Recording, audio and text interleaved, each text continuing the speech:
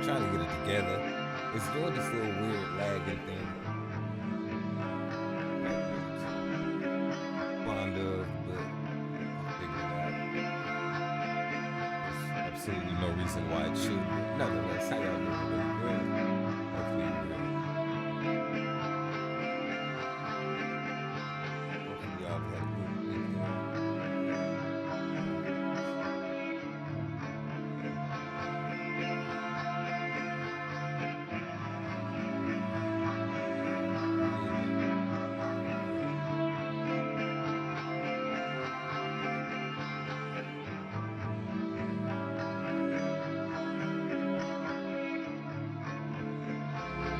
So I really got to work on this.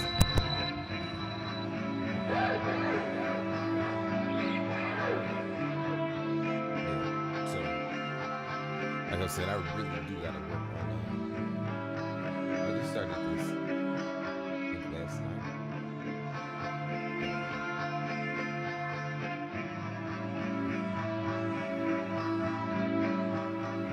But I'm just gonna tamper with it for a little bit. Then we're gonna go to something a little bit more pressing.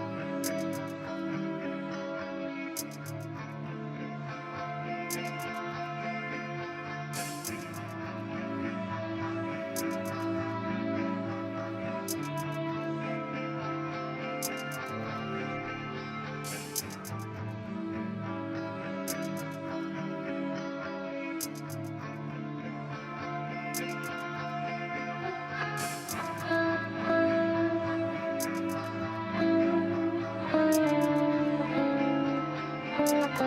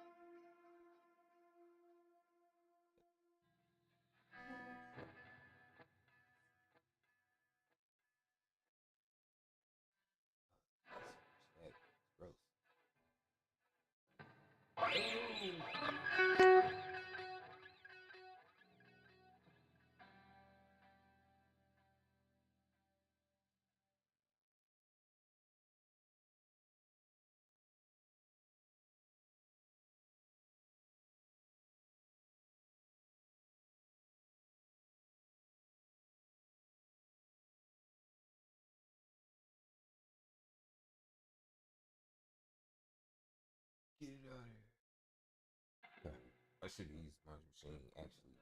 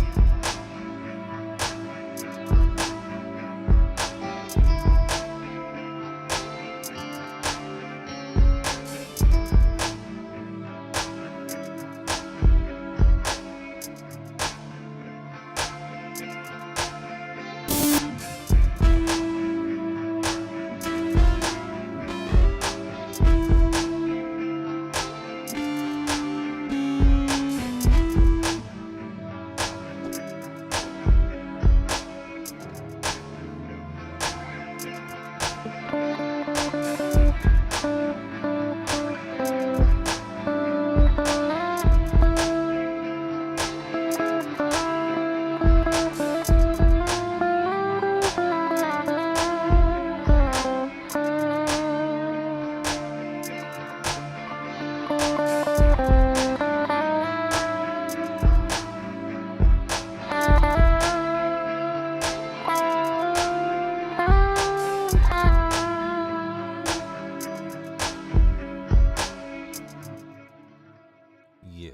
Little something like that.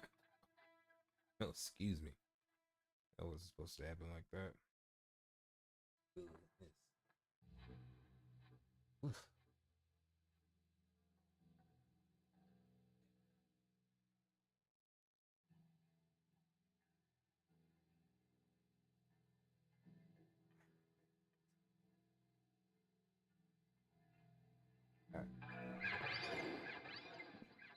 Oh, let me try to.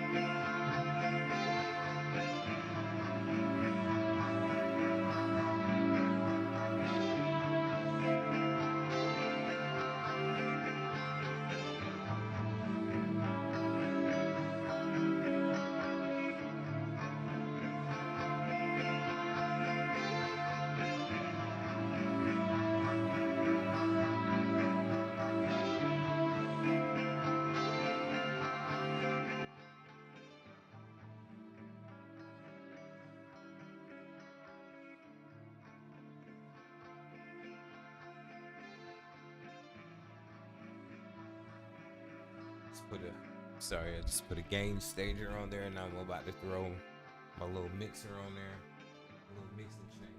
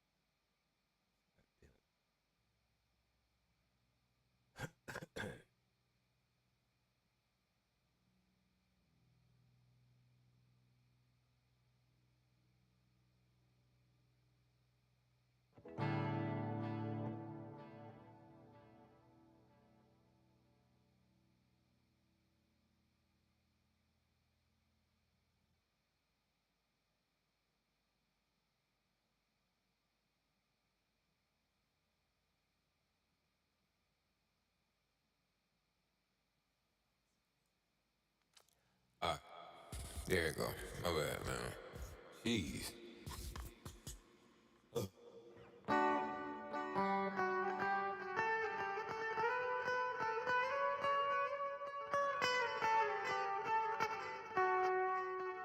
Then what I can't stand is people come in and then they don't say shit.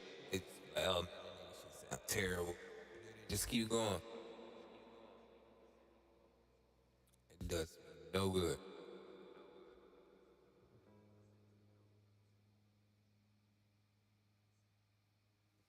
Taste.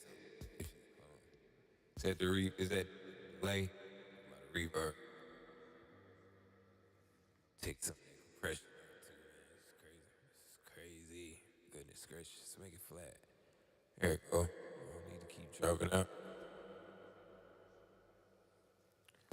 Yeah. Alright. And then let's reverb. Yeah. It's a little bit easier. Goodness. If I could just, see that's better. Yeah, no. Take a little bit exciter out. Boost that. Boost that up. With the little gate on the reverb. With the. Alright.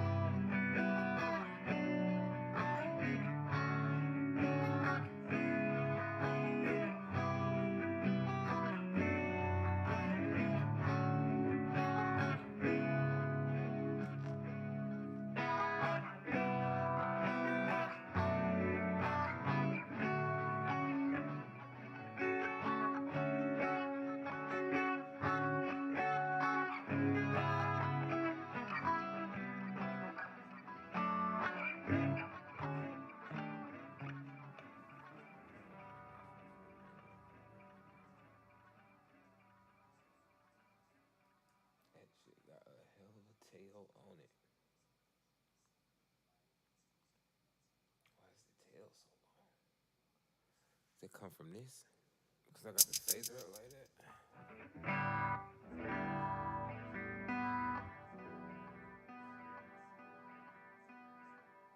No, that's the replica. Because it's ping ponging forever. Forever with the ping pong.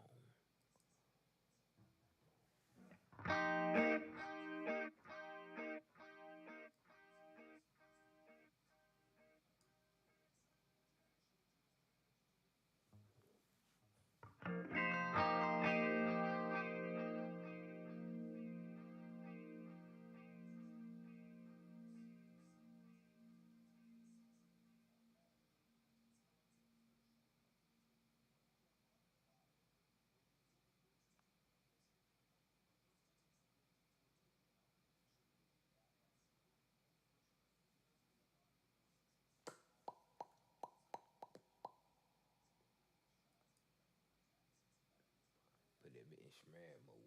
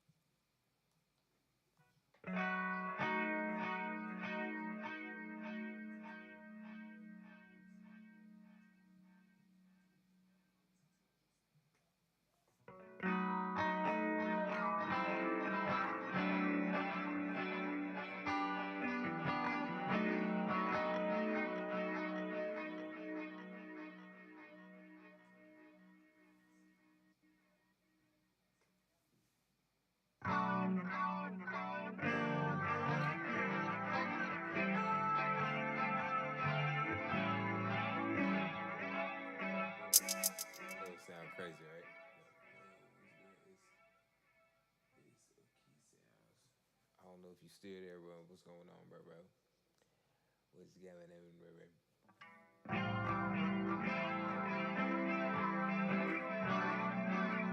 Trying to get this delay right now.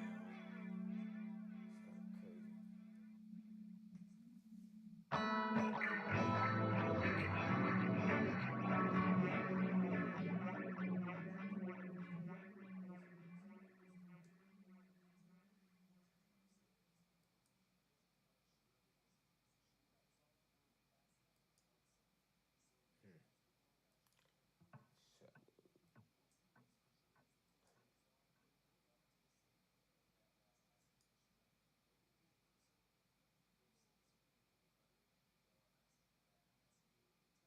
this nigga just doing so much, man.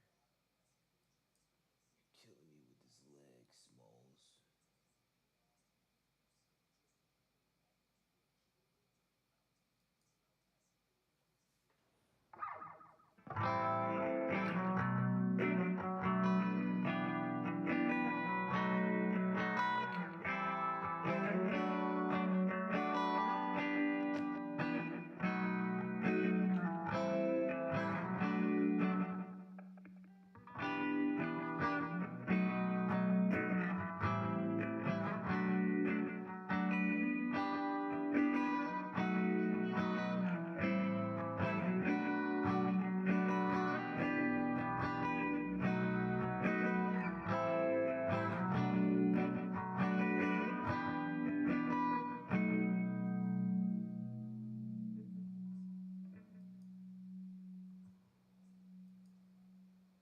Connoisseur.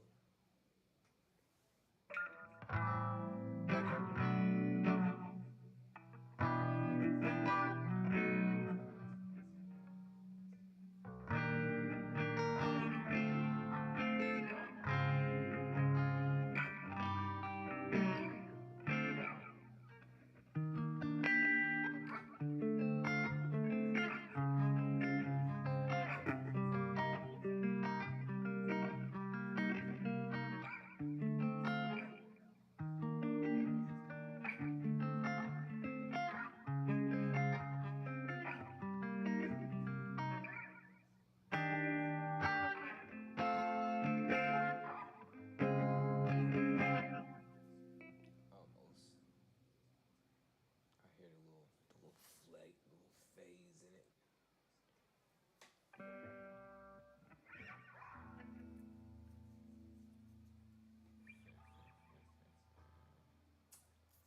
Yeah, let's go from F.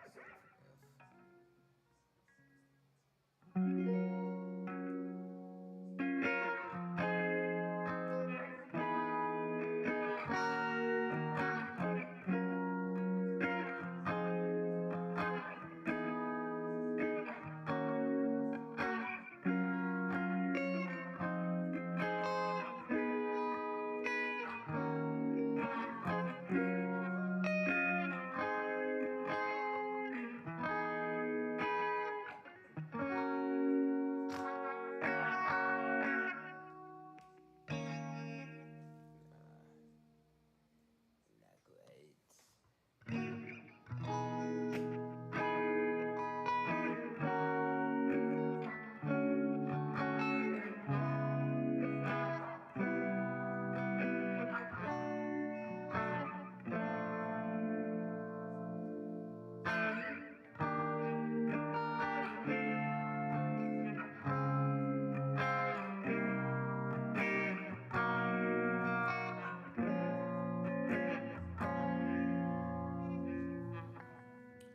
Almost actually like that one.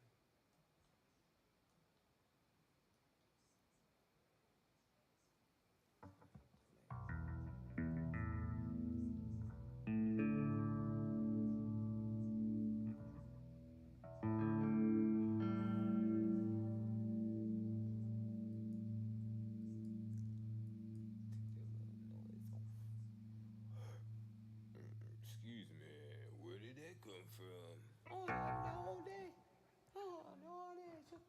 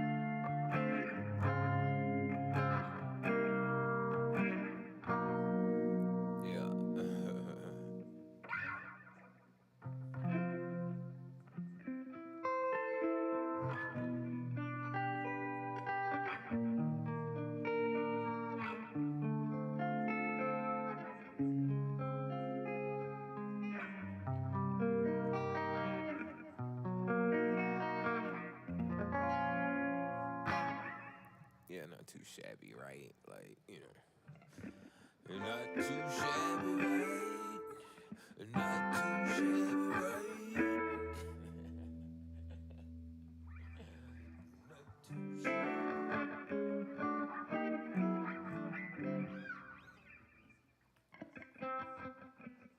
Kind of get to it for another couple minutes, then we're gonna go ahead into the little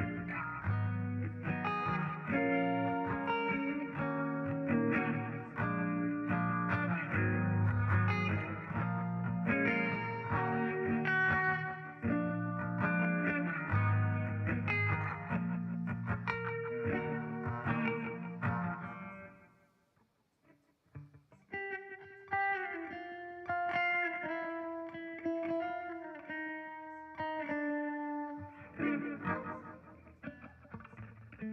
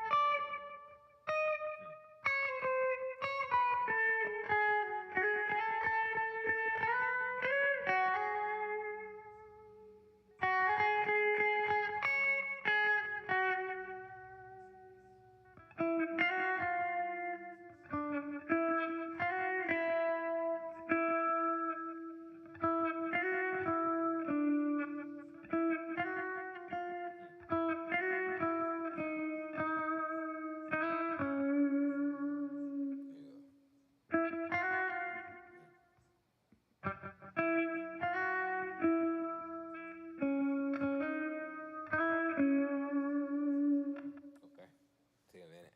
Take a minute.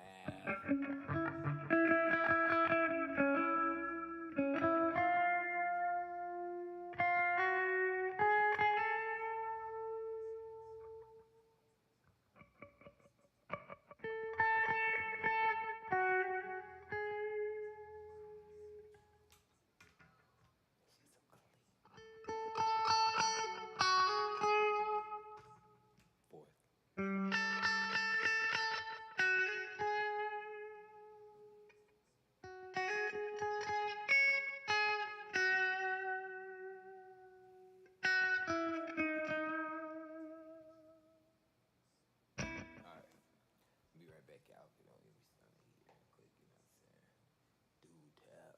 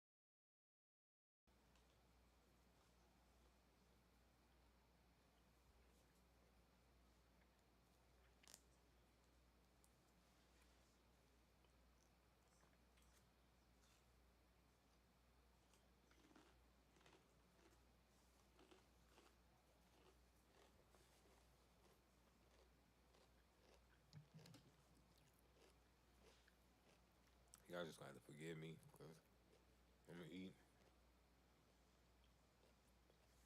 But let's put on something interesting. But that's too long.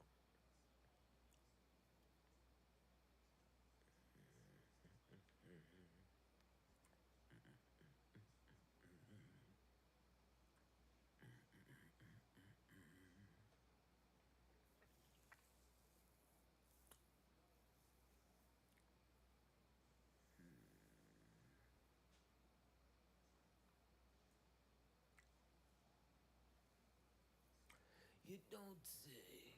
Let's see. Okay.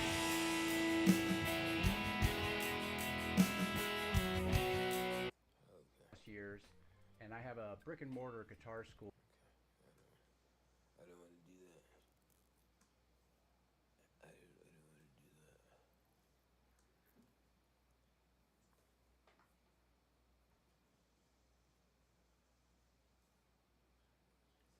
Sony PlayStation is in a lot of hot water. However, the news happening right now is people are so fed up with everything that a boycott is now being planned, and Sony has also finally responded to the backlash too, as seen here from Eurogamer. Players are planning a boycott in favor of defying Sony and their physical media push to force the company into listening to them. This boycott is being planned by Does It Play. It's an account that routinely chronicles which games are playable in today's modern era. As they say here in the original post, Sony wants to abandon fans. Let's give them a small taste of their own medicine. Together with other creators, we call for a 1-week PlayStation blackout in August. No logins, no play sessions, no purchases on any of Sony's platforms. The longer response below essentially says that they are disgusted with what Sony has become these days, and I have to agree with them. And they believe that this is the only effective way to get Sony to listen, which is to hurt them where it hurts them most, which is money, engagement, and more. The boycott, which is being called a blackout, is scheduled from August 23rd to Sunday, August 30th. The plan, which has gained traction, is to not engage with Sony's platforms, right, for the whole week, and Stop Destroying Games even has also endorsed this idea. As you can see, they replied to the post with their full support as well, as the boycott says here. Sony is completely out of touch with franchises players want to see return. PlayStation has never felt more disconnected from its community. And I also agree that Sony, yeah, they do feel disconnected from what the players want most these days.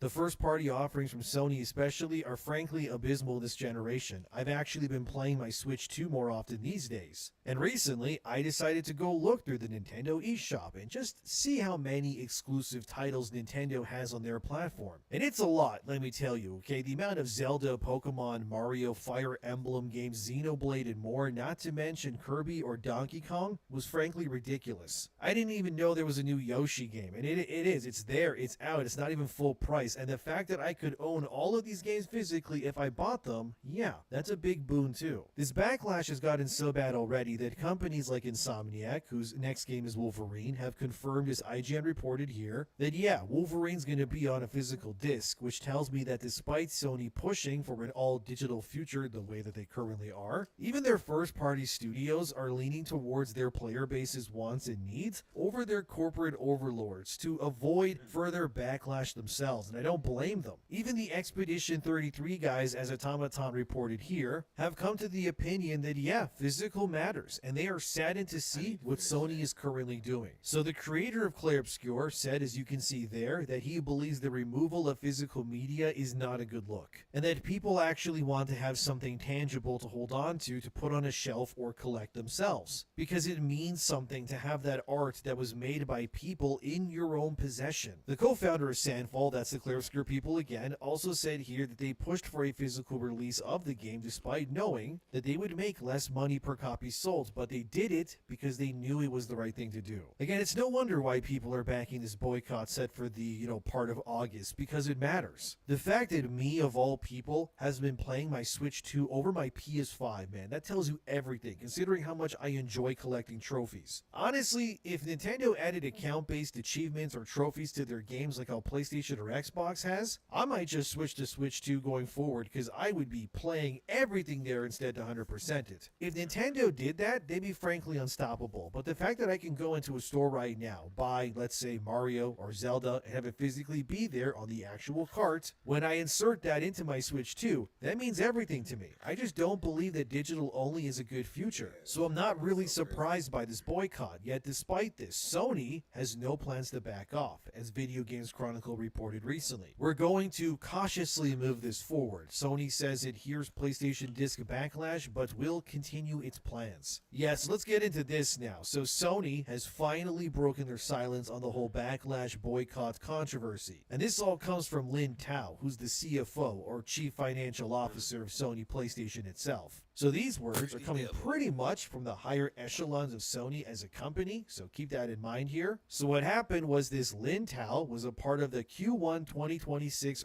Hold on, hold that thought, man. I need to take what's the name off?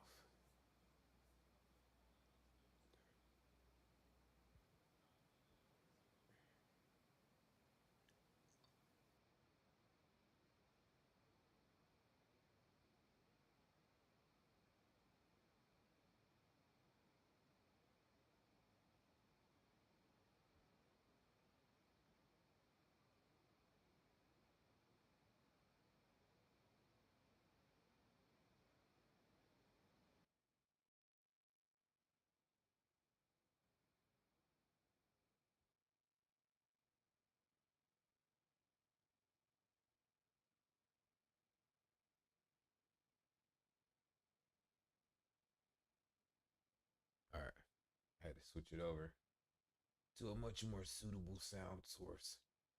Announcement, which is when, obviously, the company, Sony in this case, has to speak to their investors about how things are currently going. I'm going to read you exactly what Lin Tao told investors. It starts here. We announced that from January 2028 onwards, we will no longer be manufacturing game discs, so we announced it 1.5 years ahead. She said more. There are various reasons we made this decision, the biggest being that digitalization of content overall has been progressing. That's the big factor. It's not just for PlayStation, but for all kinds of content, digitalization is progressing. And so when we think about the future, we put in a lot of thought and time, and we cautiously considered this, and we came to this conclusion, and we're going to cautiously move this forward. She continues, to this decision, we have received various opinions, and people have strong views, that's putting it lightly, and we understand that the community has put forward these views to us. Again, putting that lightly as well. Games are loved by many people. It's a form of entertainment that's loved by people, and it's connected to people's fond memories in many cases, and so we understand those emotions. We want to consider that, and in the future digital ecosystem, how do we engage the gamers is something that we would like to continue to explore. I can see where Sony is coming from, but to be honest, all of this sounds hollow and corporal slop to me. How are you going to effectively engage your users when historically you have had sales that are nowhere near as competitive or user-friendly as, say, Steam is? How are you going to entrust actual faith in your ecosystem when you gave away all your exclusives for a time to a rival platform, while your competitor in Nintendo has been absolutely slaughtering it with first-party offerings that routinely come out, may I add, and asking your player base to pay the same prices they were accustomed to while offering no real leverage or reason that outdoes the physical variance? That doesn't sit right with me at all. Now, if the digital versions were, let's say, $10 or $15 less than they would be physical,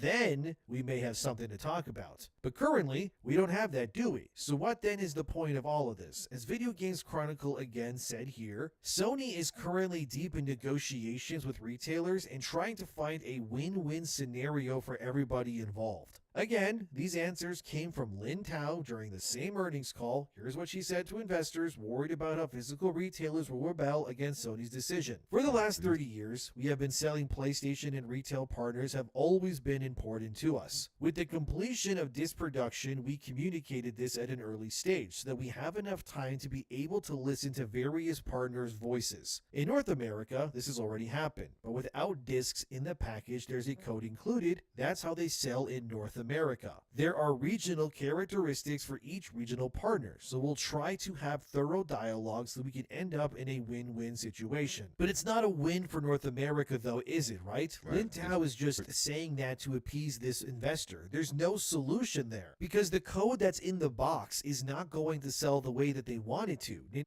Why can't it just be, a limited amount of copies that's released instead of, 30, 20, 10 million copies made? Make 5, make them more limited, make them more valuable. But to completely wipe them out altogether, yeah, that's a death wish. Nintendo already tried doing this, and they got slapped around by their customers. As Game Rant shows here in 2025, Nintendo consulted with third-party companies to ensure that their keycards would theoretically sell well on Switch and Switch 2. But when people found out that the keycards didn't have the games on them, instead you downloaded the game digitally and the keycard is used like a literal physical key to unlock the game, well, what happened? Right. People boycotted many of those games. They didn't want them. As Pop Geeks reported also in 2025, this led to sales disasters for anything that was not first-party Nintendo, because people quickly realized they did not own anything that they were buying there. Their games were just digital with extra steps. There was no ownership at all. Bizarrely though, Nintendo's own first-party games on Switch 1 and 2, they don't use this feature really at all, at least as far as I can tell. Most of, if not all, Nintendo first-party games are physically available on the actual keycard that you buy in store, meaning when you buy first-party, yeah, you actually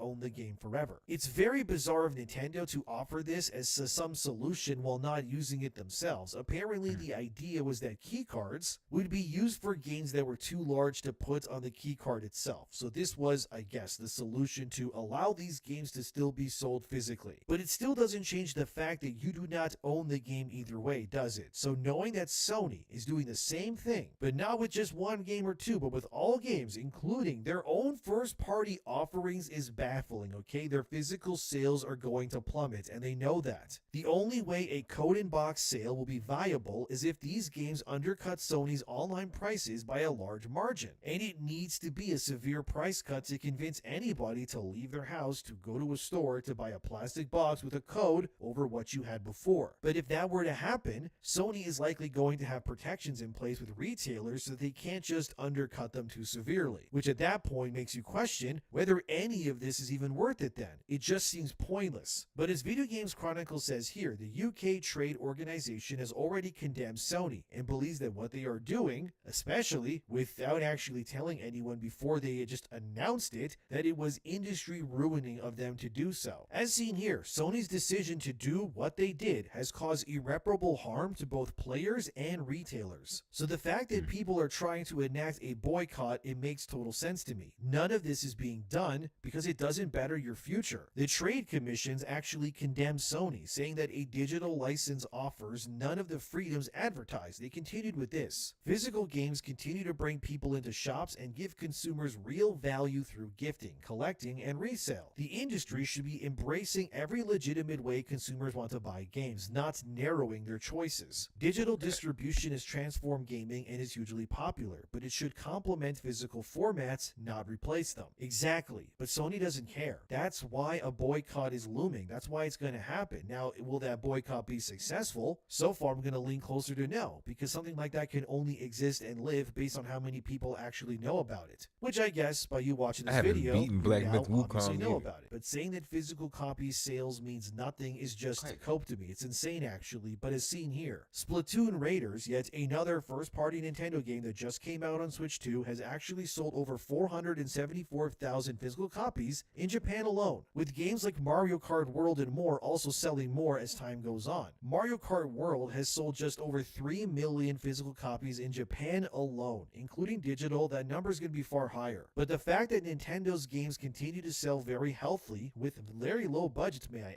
add, is why Nintendo has zero debt, because they are making games that people want, and meeting players where they want to be found. Whereas over here, when I go into a GameStop, most of the stores now are just Pokemon Pokemon trading cards over actual games. Yet even then, this still proves that people want physical media, since obviously Pokemon as a trading card game is popular, as you probably know, because of the value of those cards themselves that are obviously physical. Sony is erasing all of this for convenience, they'll say. But what I think is happening is Sony is actually going to lose relevance in the physical world, while their competitors, in say Nintendo, will continue to eat market share and provide content in such a way that Sony has abandoned. I said this before in a video, but it bears repeating. This is why Nintendo is able to sell out almost every single day at their theme parks surrounding the franchises they own. Why there's actual trains dedicated to families or children for transport in Japan with Pikachu and Pokemon themed physical items inside for the kids to play I love with. it. Nintendo, in case you don't know, has a stranglehold on their consumer base because they know that the old ways are always going to be the best ways. That's why Nintendo has theme parks dedicated to Super Mario, Donkey Kong, or just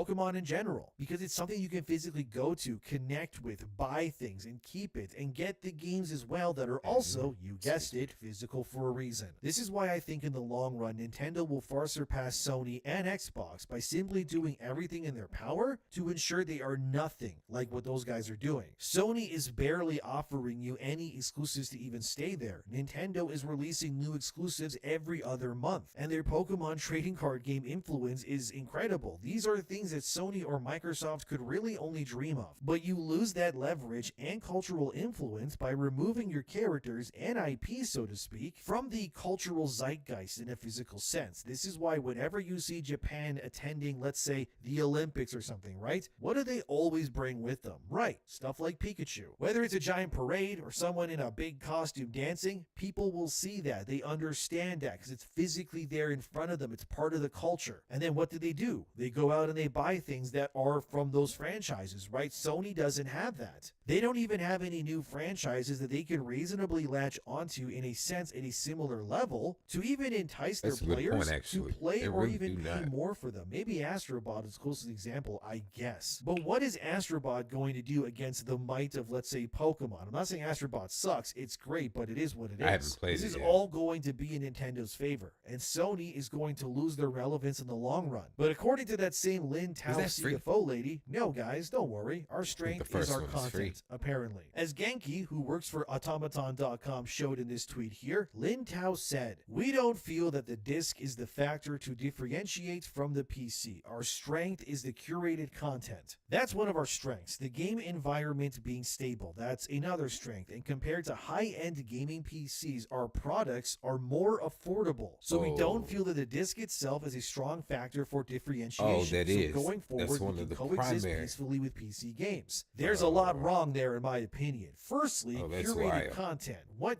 curated content? You mean the constant push for female-led franchises by just removing the male heroes that people loved? That curated content? The sequels that have sold less than their previous offerings during the PS4 generation, let it be Spider-Man, God of War, and more. Looking to the future, Wolverine could be a slam dunk if Insomniac's writers don't ruin that game, but that's a we'll see for now. God of War Laufey doesn't fill me with confidence, and stuff like Intergalactic already is annoying people aplenty. Sony, if you ask me, needs to adopt the Nintendo approach. Smaller budgets, faster turnarounds, get more games out there, and start making some new IPs. Hey, that's that Stop girl from Mortal chasing every Kombat. game needing to have some I knew I seen her from somewhere.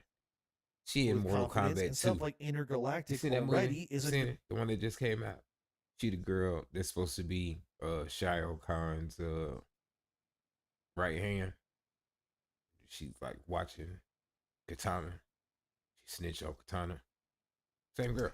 people aplenty. Sony, if you ask me, needs to adopt the Nintendo approach. Smaller budgets, faster turnarounds, get more games out there, and start making some new IPs. Stop chasing every game needing to have some annoying Hollywood actor leading it who wants their faces shown on the box art. Nobody cares, and they should just start making more stuff like Astrobot, for God's sakes. Nintendo is dog-walking you guys for a reason. You don't see them putting someone who's some big acclaimed actor to play Mario or something on the cover of their video game. It's just Super Mario. Link is Link, right? That's all you need. I don't need some actor who's in like Critical Role or something yelling at me, calling me this word or that word on Twitter, and then playing a character in some Sony game. It doesn't Excuse me. work, right? Like look at Mhm. Saros, what happened there? Complete disaster. And you're letting them do this. And also Nintendo has released more Switch 2 exclusives this year alone than in Sony's entire release schedule for PS5 pretty much. PlayStation is just not as strong as they claim to be, and if they were, Square Enix wouldn't have abandoned you guys. After Final Fantasy 16 and 7 Rebirth of all things failed to meet expectations due to when they released due to console exclusivity on the PS5. What happened now? Right, now they are multi-platform forever. That's all Square Enix is doing, and that is on Sony. That's their failure. That's Sony's fault for not making their platform as compelling as it used to be, and they have to know that. Then claiming that your consoles are affordable, that's cope, because the PS5 is more expensive now than it was at release due to the rise in memory costs, as we know. The PS5 will likely surpass $1,000 American due to those costs. Tell me exactly how that is affordable these days. And what will that even mean for your inevitable PS6 launch if your previous console that's 6 years old right now is already so expensive as is? So Sony may think that they can coexist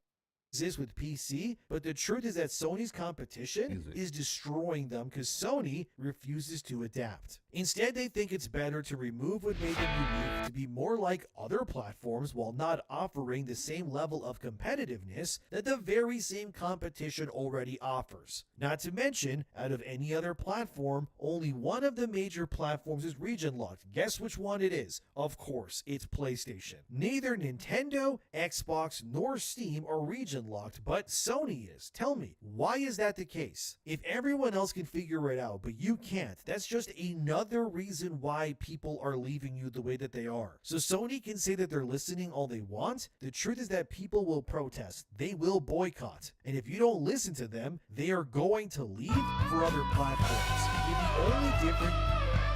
This is gonna be my next guitar.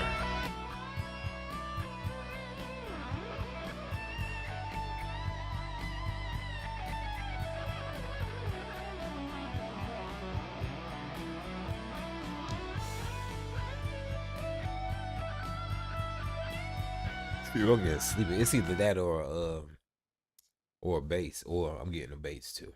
I get both. I'm horrible at bass, man. Not horrible. It's just they're a little bit more problematic. Takes me a little bit longer.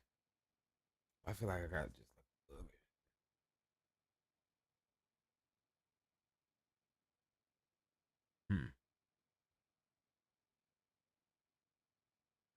This is exactly what people were warning about. In May of 2025, deputies in Johnson County, Texas, reportedly used the nationwide license plate surveillance network to search for a woman that they believe had self-managed and... The American people are losing their freedom. Today in the mail, I received a $100 speeding ticket from a state that I've only ever been in for 2 fucking hours. How did they see that I was speeding? Block cameras. Now, as unemployed as I am, I'm usually not a fan of all the TikTok and Instagram trends that go on social media, but this one, where they are taking down these AI-powered police cameras, is something that I can get behind.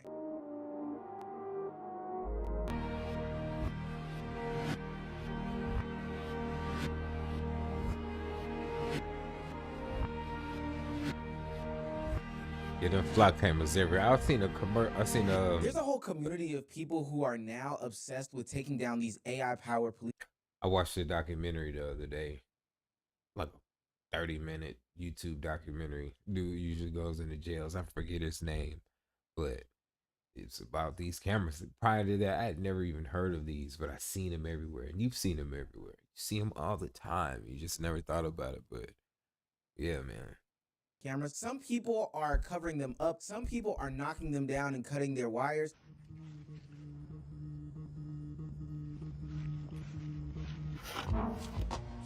And all this can be made possible by a group of people who have dedicated discords and communities to tracking these cameras and where they're placed. And it was so interesting because the dude who I was watching in his documentary, he ended up going to one of the first locations or the main headquarters, which just so happens to be here in Atlanta. And it took him a minute to even be able to find the location. Like he couldn't even. So when he got there, he finally got there, and they gave him a hard time. Made him leave and all that good stuff. It was basically like, you guys infringe on my freedoms, on my privacy. Why can't I infringe on yours? Da, da, da, da. And then he ended up going to, they moved, and then he found the other location where they went to. And he went there again and showed up, and then they called the police, and the CEO came out, and they all, had a whole debacle and all that good stuff. But yeah, them flock cameras are out here. And I was watching the Atlanta Police Department talk about it too. The APD, they were talking about how they felt like they almost couldn't do anything without it. Like, what the hell were y'all doing without these cameras beforehand? Your job. And yeah, anyway, it's just interesting. I mean, some proponents, some people who are agreeing with it, saying, like you don't necessarily have to worry about it. Like, if you weren't doing any dirt, why would you be worried about it? It's not necessarily if you're doing dirt or anything like that, but me personally, like, you give me my privacy or my freedom, man, you gotta give me my freedom, bro. Well, hold on. Was that the right compromise? Privacy and freedom for security, safety, and to give up my privacy. There we go. I said it right. Took a minute for me to get that. I knew what I was trying to say. You knew what I was trying to say. Not willing to sacrifice my privacy and my freedom, man. You know what I'm saying? Now, doubt. Anyway, my bad.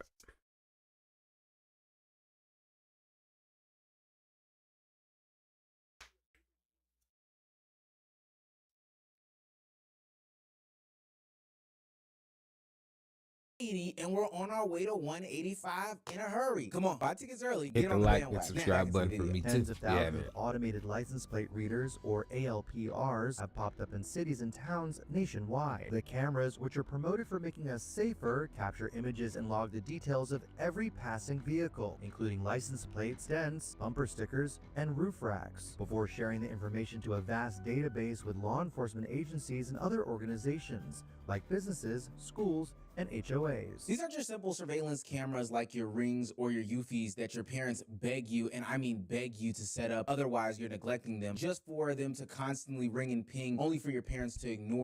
And the police officer tried to say, it's no different than the Ring cameras outside of your home. It's very different. Very different. As they come up on their I phone installed notifications. those. I want Fox those Safety there. is building a much vaster and robust way to collect your data using AI. Video cameras, audio detection, drones even. These AI tools are being used to collect people's license plates, car dents and scratches, tattoos, clothing, any visible features that go on in any given neighborhood, and put them in a database that is accessible by any police department. And the main problem with all of this is that no individual person would know what can be searched or what is being searched at any given time. And this wouldn't be such a big deal if this was just one camera here and there. But the way that these Flock AI safety cameras have been set up is that they are a network. If you see one, you're gonna see another. See and us it's here gonna in be Atlanta. collecting every move that you make, no matter where you Yeah, go. right Most here. important question then becomes, Crazy. who is accessing these things and what stops them from abusing this system? Imagine if the police had a machine like Cerebro from X-Men. These lights represent every living person on the planet. They will be able to see anything and everything that goes on from a crime perspective. But the real question and concern is it actually going to be Charles Xavier looking through this data, or is it going to be that drunken cop who is upset at an ex-girlfriend? Developing news tonight. A police officer is caught using police cameras to spy on his mistress. Mike Rogers, there were already privacy concerns about these cameras, and then this happens. And you know, this guy was accused of spying on his mistress's new lovers, as well as his current wife. All right, I'm going to just say what everybody's been thinking when they hear that statement that he's been spying on those three people. The cookie must be good. The schmex is great, and that's the reason why he did it. Now, I don't think that that's a justification at all, but you were thinking it. I know you were. As if police didn't already have a power problem, we have now given them the tools to look for and search for anybody that they want want to. Nobody that this person was searching for was suspected of any crime. And what makes it even worse is that even when this officer was placed on leave because they discovered that he was doing this person still continued to search that person. I told you, the schmex was good. The cookie was good. Now, even though this officer pleaded guilty to all of the abuse once it was discovered, questions have to then pop up in your mind. What are they looking at? How clear are these images that are being depicted? Why is this person having this much ability to always be accessing and watching a specific person or people? The crazy part about all this is that the system wasn't hacked. He literally had permission to use it. A police investigation became stalking at this point. And the cameras in the database can't tell if this is a legitimate search or something that's more personal. And I can almost guarantee you that this officer that got caught is not the only one that's doing this. The worst part about all this abuse that could be happening is that it can only be discovered after someone has been using it wrong or after somebody has been potentially harmed. Now, the public has been asked to trust anybody and everybody. I had some of these flock cameras in my neighborhood, and we'll get to where they went in a minute, but they do little to no outreach to say, hey, this is what we're going to be doing in your neighborhood at this given time, etc., etc. So while you're supposed to be trusting that these people aren't going to abuse the system, the problem is that these agencies that have access to these things have humans being involved with them. And while the network grows larger, the chances of somebody misusing them also do. And the whole time, we're not setting any rules or boundaries. The technology is outpacing that. But so once people saw that these cameras were overly intrusive and overly invasive, they decided to stop waiting for the government and protect their own selves. And to be quite honest with you, I don't even blame them. A Central Coast man is accused of driving 150 miles just to rip down flock license plate cameras. Investigators say 40-year-old of Pismo Beach tore down at least 3 flock cameras in Monterey County. See, this is the most amazing thing about the internet. As divisive as it can be, when we collectively put our minds together, we can make magic happen. People are absolutely fed up with the whole flock system, and I understand why. We are living in a massive surveillance state, from our phones, to our cameras, to our laptops, to our neighbors' Ring cameras. Everywhere has a camera now that is capturing video and audio that you don't have access to. It's being stored in a database for somebody else to check in with. And so when people are seeing the opportunity to take matters into their own hands, that's exactly what they're doing. The deflock movement is saying, yo, we are gonna locate these surveillance cameras, we are gonna map these things out, and, you know, if you do want to get them up out of your neighborhood, then you can get them up out of your neighborhood. There are some people that are challenging the means of these cameras being there by going to their city council meetings, they're writing letters, they're doing all these great things, and that's fine and dandy. The issue of flock cameras in the Marcus Jewish Community Center in Dunwoody, Georgia, there is a children's gymnastics room that currently hosts a flock camera. What is the purpose of there being one where children are in small clothing in a vulnerable state? If you would not be comfortable with someone viewing your personal cameras inside your home, inside of your phone, or inside of your computer, you should not be comfortable with a company that would allow cameras to be in children's centers viewing them in such a way. Some people want that action though. I've seen videos of people literally pulling these things down, defacing them, defiling them. The storming over in is severe. They're falling over. He did try and help that one though. Oh my God, another one. He's trying to hold it, Oops. And another one. He's oh my God. Hey, on this channel, I'm not saying that I vouch for property damage. Right. But all I'm saying is that when you have an organization like Flock Cameras who won't make this information accessible to the public or won't make it known who actually has access to these things, then you should have a right to take matters in your own hand, especially when their response to all of the people's safety concerns is to call the people that are doing the deflock movement a terrorist organization. Thankfully, we live in a beautifully democratic, capitalistic country where we can fight in court. And I have a lot of respect for those groups because they have reasonable debates and we follow the law. And then unfortunately there's terroristic organizations like DFLOC, whose primary motivation is chaos. They are closer to Antifa than they are anything else. Why do you have to be so weird? That's just so weird. Now it's clear to me why the CEO of Flock Camera would use this sort of terminology. It's a trigger word, it's a buzzword. Not to get too political on this platform, but this person wants a group of people to support what he has going on. He's even willing to go as far as to label it a terrorist organization, one akin to, I don't know, those that are pulling off masks, in public forums. Really, really stupid for some AI cameras. Now, he did later on go on to apologize for using that label to describe these people. I don't think that, peacefully mapping out these cameras and questioning surveillance methods and ethics doesn't make you a terrorist. I think that had to be said, but let somebody say it here. But what this response did show me and show others was that they are scared because they are most likely hiding something that that they don't want people to know. So yes, destroying cameras is illegal. It's property damage, right? And we're not saying that we condone that over here, the Unemployed News Network. But the backlash didn't come from nowhere. People believe that surveillance is being installed any and everywhere, and they aren't giving the choice to opt out. And when a company calls its critics terrorists, then it only creates more and more distrust. Look, flock cameras may be able to help police solve crimes, but useful technology can still create this dangerous power struggle between the civilians and citizens of a community and those that are playing as Big Brother. As long as AI surveillance technology is moving faster than the law, then you're always going to have some sort of problem, especially because over the past X amount of years, we've seen so many data breaches that have compromised American citizens from a technological perspective. I don't know why people thought that this could be something that they just placed out into the community. And already we are having officers of the law using and abusing this power in order to, do what they feel as if they want to do, i.e. stalk on their mistress and their mistress's partner. I don't think that's right at all, even if they got good cookies. So I say no to flock cameras and any other AI cameras. Hell, I'm not even really a Ring camera person, to be quite honest with you. Just a bunch of notifications on your phone telling you that the telemarketers are at the front door trying to sell you on a new cellular provider or trying to pressure wash your house. Nowadays, these companies realize that the power and money really lies within the data. So they are taking that information that they are collecting on their cameras and selling it back to different companies. And we're not rocking with that. I see you, Peter Thiel.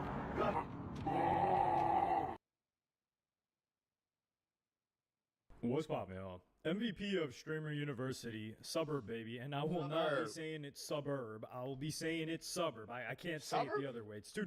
Who says that? Suburb? What is suburb? Suburb? That sounds like some nasty ass sauce you put on some nuggets. You guys want some suburb sauce?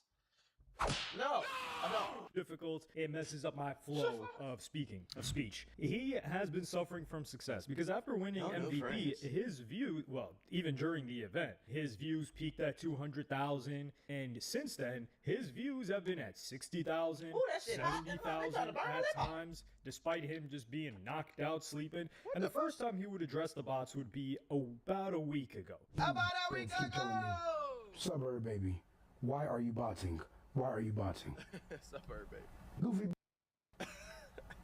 First off, I don't know how to bot. Second off, if I did, how the f would I do it now? I would have been did that shit. Maybe you just found out. Why they don't even make you no money? I ain't for real? gonna say no views. Bot don't make if you I'm money? being botted. Yeah, that would make sense, because if bot make you money, my ass be botting. I don't give a fuck what y'all talking about. Just me. God damn. Like what? For the who know how bots work, everyone know someone can be botted by someone else. Why the f I'm gonna use my energy and time to bot myself? That happened to me. 40 viewers for the longest. Why I'm gonna bot myself now? Like what? If I'm being botted, not me. And if you're botting me, you're weird. He is correct here, and he's making some good points. That happened to me when I was on Twitch one time. When I was on Twitch, because I'm not a big streamer. I'm a somewhat big content creator. Like, people know me. I have a lot of subscribers, but I'm not a big streamer. So like a year or two ago, I was on Twitch, and I think I was just playing a game randomly. It was like 50 people in my stream. I looked up, and it was like 400, 500, 600 people. I'm like, whoa, what the fuck? I got off that shit because I'm like, I thought people botting my stream would like get me like banned. Like, they would probably look at me like I'm cheating or something. The number that you see on the top right there, it's the subscriptions to his channel, which are real people. Subscriptions as in they are paid, or they are via Twitch Prime. If somebody has Amazon Prime, they link it, they can just subscribe to the guy. So these are real people, at least 10,000 of them. And this is a way higher number than he had before Streamer University. I think he had paying subscribers in the hundreds. And one of the reasons why people said he had botted views was because of some random extension that people just believe tells you the real views. Yeah, you just put up an extension, you put a number next to the bigger number, and that's a smaller number, and people are like, yeah, that's the real views. They don't even know how the extension works. They don't know how to calculate that, any of those things. Because there are certain streamers that while they have real viewers, the chat is less active than others. Like, for example, Flight Reacts, he would average like 5,000 to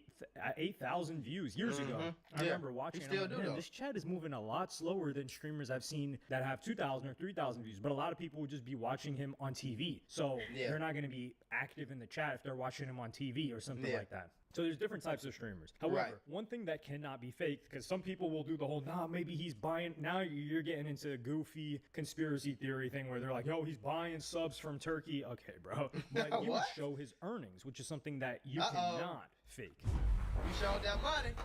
Everybody got quiet, My chat said fake 40K. Let me show you. Hold on, let me restart my